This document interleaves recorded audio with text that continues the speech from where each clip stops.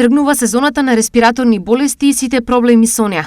На удар се сите, но нежно здравите и хроничните се под поголем ризик. Луѓето со астма, со хроничен бронхит, со емфизем, тука се загрозени бидејќи во овој период покрај зголеменото загадување на воздухот, ризик факторот од појавата на вирусите на грип, корона и други респираторни вируси кои може да отидат на долните дишни органи, односно на белите дробови, секако го зголемуваат ризикот за ваквите болни. Што е најважно кое треба да се знае и примени како превентива пред граѓаните да тргнат по лекарска помош? Тоа е се помалку да се собираме што помалку групно во затворените простории, бидејќи еден од друг се пренесуваат овие болести преку воздухот, така да треба да се внимава, посебно во простории и околина каде што има веќе болни луѓе, кои кашлат, кои имаат температури и слично, тогаш треба да се внимателно, тие треба да се изолираат,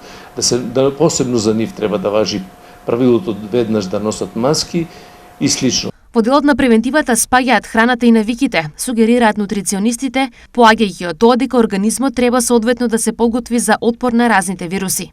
Не постои ниту една храна што може да ни го обезбеди ова. Она што може да го направи ова се здравите навики во исхраната, со кои се може да функционира како што треба. Затоа потребна ни е различност, умереност и рамнотежа, а тоа можеме да го постигнеме со внесување на доволен број макронутриенти, протеини, јаглени хидрати и масти во нашето тело секој ден, вели нутриционистот Кристина Аралица Тушак.